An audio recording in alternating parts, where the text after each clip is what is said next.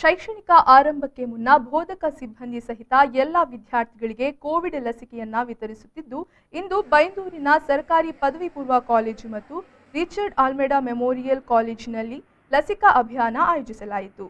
ಲಸಿಕಾ ಅಭಿಯಾನದ ಕುರಿತು ಮಾತನಾಡಿದ ಸರ್ಕಾರಿ ಪದವಿ ಪೂರ್ವ ಕಾಲೇಜು ಪ್ರಾಂಶುಪಾಲ ರಘುನಾಯಕ್ ಅವರು, 450 ವಿದ್ಯಾರ್ಥಿಗಳಿಗೆ ಹಾಗೂ 50 ಬೋಧಕ ಸಿಬ್ಬಂದಿಗಳಿಗೆ ಪ್ರಥಮ ಹಂತದ ಕೋವಿಡ್ ಲಸಿಕೆಯನ್ನ ನೀಡಲಾಗುತ್ತಿದೆ.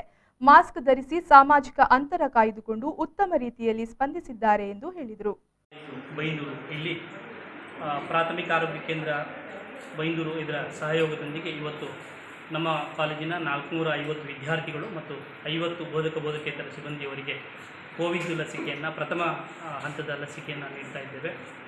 ಎಲ್ಲ ವಿದ್ಯಾರ್ಥಿಗಳು ಮತ್ತು ನಮ್ಮ ಕಾಲೇಜಿನ ಬೋಧಕ ಸಿಬ್ಬಂದಿಯವರು ಸಾಮಾಜಿಕ ಅಂತರವನ್ನು ಕಾಪಾಡಿಕೊಂಡು ಮಾಸ್ಕನ್ನು ಧರಿಸಿಕೊಂಡು ಉತ್ತಮ ರೀತಿಯಲ್ಲಿ ಇದಕ್ಕೆ ಸ್ಪಂದನೆಯನ್ನು ನೀಡಿದ್ದಾರೆ. ಎಲ್ಲ ವಿದ್ಯಾರ್ಥಿಗಳು ಕೂಡ ಲಸಿಕೆಯನ್ನು ಹಾಕಿಸಿಕೊಳ್ಳಲಿಕ್ಕೆ ಬಹಳ ದೂರದಿಂದ ಕಾತರರಾಗಿ ಬಂದಿದ್ದಾರೆ.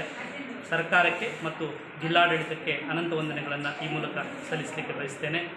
ಲಸಿಕಾ ಅಭಿಯಾನದಲ್ಲಿ ಪ್ರಾಥಮಿಕ ಆರೋಗ್ಯ ಕೇಂದ್ರದ ವೈದ್ಯಾಧಿಕಾರಿಗಳು, ಆಶಾ ಮತ್ತು ಸಿಬ್ಬಂದಿಗಳು, ಆಶಾ ಕಾರ್ಯಕರ್ತೆಯರು, ಕಾಲೇಜಿನ ಬೋಧಕರು, ಬೋಧಕೇತರ ಸಿಬ್ಬಂದಿಗಳು ಹಾಗೂ ಕಾಲೇಜು ವಿದ್ಯಾರ್ಥಿಗಳು ಭಾಗವಹಿಸಿದರು. Raviraj, V4 news, Kundapura.